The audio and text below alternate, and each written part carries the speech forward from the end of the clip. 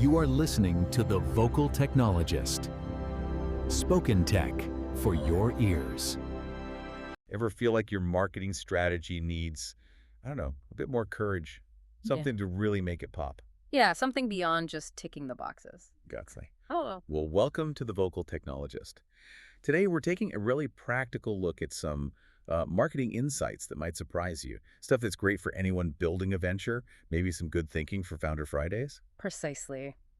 We've been digging into some fascinating material, and we've pulled out key ideas that kind of challenge the standard thinking on marketing right now. Stuff you can actually use. Right. Actionable paths to growth, that's the goal.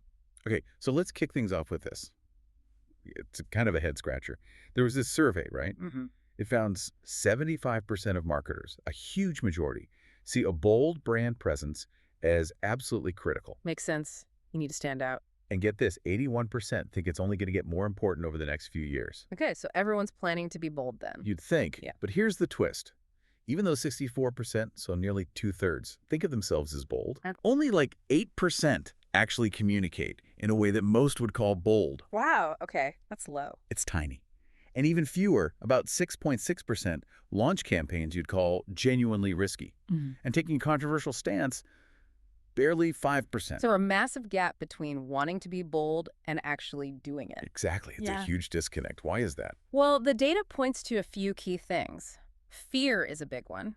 Fear of social media backlash that was cited by 47%. Nearly half. Okay. Then worries about the overall brand image, that's 45.6%, and legal uncertainty is right there too at 45%. Right. Those are real concerns. Absolutely. Yeah. And you can see how that translates directly if you're a founder, right? You know you need to differentiate to make that leap, Yeah. but you hesitate. That fear of making waves, of the potential downside, it holds you back. Okay, so that fear factor is real. But knowing that gap exists, where can we actually, be smart and courageous? Well, some really interesting insights came from Buffer's experiments on user engagement. Buffer, yeah. They found that trying to reactivate users who've gone dormant, sending personalized emails, highlighting new features. The usual win-back stuff. Exactly. It just didn't move the needle much. Only about a 16% lift, which sounds okay, but it's often not very scalable. Right.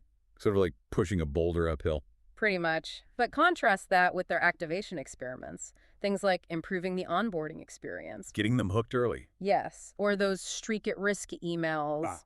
Warning you you're about to break your daily streak. Oh, yeah, those work on me. They work. And goal-based nudges, too. These activation efforts consistently delivered much better, more scalable results. So the lesson is, focus your energy up front. Build the habit from day one. That seems to be the strong takeaway. It's far more effective to build strong habits early than to try and, resurrect interest down the line. That idea, acting early and maybe being agile, Yeah. it links nicely to content strategy, doesn't it? Right. Like that Wimbledon example. Whoa, right. That was fascinating. Nearly 6,000 posts in just 6 weeks. And something crazy like 2.7 billion video views. How did they even manage that volume? Their whole philosophy was posted is better than perfect, and emotion over production. I love that. Posted is better than perfect. Less polish, more presence. Exactly. And it actually mirrors what seems to be working more broadly in content now based on recent surveys. Like what? Well, long-form articles, we're talking 2,000 words plus, seem to get strong results for almost 39% of creators. Interesting. So depth still matters. It seems so. Also, highly visual content, no surprise there, and influencer collaborations, both around 37%. And using analytics consistently helps too. About 32% saw better outcomes. Okay, so data-informed, visual, sometimes long-form. What about finding ideas? Apparently, Reddit is a bit of a goldmine for that, just listening to real conversations, finding actual pain points people are talking about. Makes sense. Tap into existing needs. But what about shortcuts, like AI content? Yeah, the surveys actually pointed away from that. Fully AI-written articles correlated with weaker performance. Good to know. The human touch, or at least human oversight, still seems crucial. Definitely. Which brings us to another interesting shift. The balance between brand and demand. Even really tech-focused AI companies like OpenAI or Anthropic seem to be putting a lot of weight on brand, comms, community, not just paid ads. Right.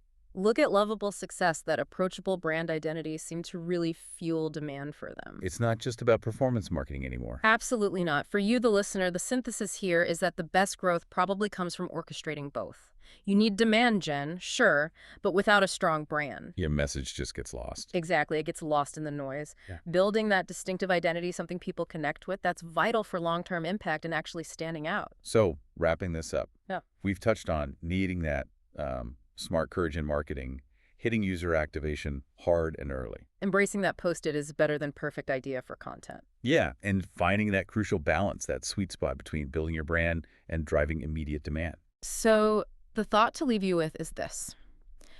Which one of these ideas really clicks with you right now? Is there one thing you could try integrating into your approach, maybe even this week, to push beyond just impact and start building truly distinctive growth for whatever you're working on? Spoken Tech, for your ears.